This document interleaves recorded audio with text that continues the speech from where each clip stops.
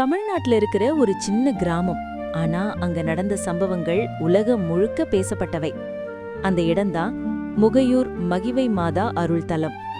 1982ஆம் ஆண்டு அருள் தந்தை பிச்சைமுத்து அடிகளார் முகையூர் பங்கு தந்தையாக பொறுப்பேற்ற நேரம்.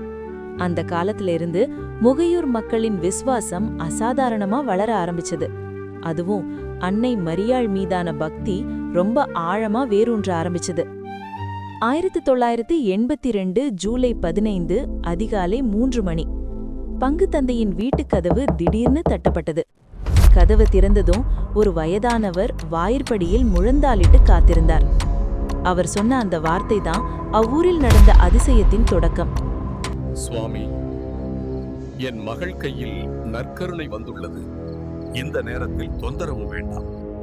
உம் மகள் கையில் வந்த நற்கருணையை அவள் வாயிலிட்டு விழுங்கச் சொல்லுங்கள். இந்த மாதிரி ஒரு விஷயத்தை யாராலும் உடனே நம்ப முடியாது. அவர் மகளின் பெயர் சகாயமரி. பல நாளா வியாதியால படுக்கையிலே இருந்தவள். அவள் சொன்ன அந்த இரவு அனுபவம் உண்மையிலே மனதை உலுக்குற மாதிரி இருந்தது. சுவாமி, திடீரென மின்னல் போல ஒரு ஒளி, இருதய ஆண்டவரின் உருவம். நான் கைகளை ஏந்தினேன். நற்கருணை என் கையில் வந்து நின்றது.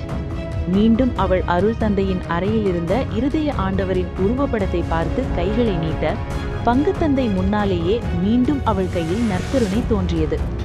இந்த செய்தி முகையூர் முழுக்க வேகமா பரவ ஆரம்பிச்சது. வெள்ளிக்கிழமை மாலை இருதயபுரம் மலைக்கோயில்.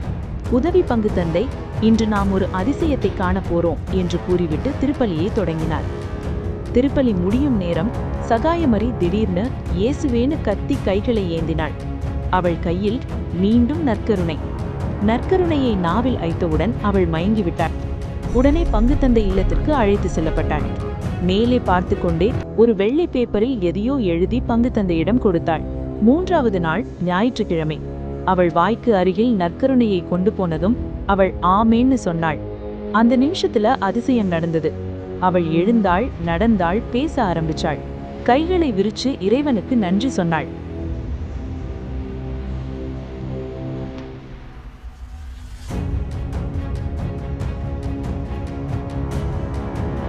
இதோடு நிற்கல.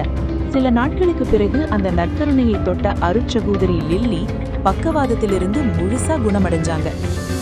1983 2 சிறுமிகளுக்கும் ஒரு சிறுவனுக்கும் அன்னை மரியாள் காட்சி கொடுத்தாங்க.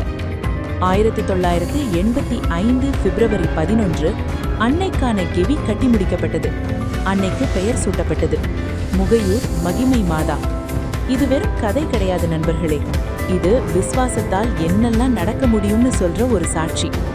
நீங்க எப்பவாவது முகையூர் போக நேர்ந்தா இந்த இடத்துக்கு ஒரு முறை கண்டிப்பா போங்க. முகையூர் மகிமை மாதா நம்ம எல்லாரையும் ஆசீர்வதிப்பாராக. இந்த வீடியோ உங்களுக்கு பிடிச்சிருந்தா லைக் பண்ணுங்க, ஷேர் பண்ணுங்க, சப்ஸ்கிரைப் பண்ண மறக்காதீங்க.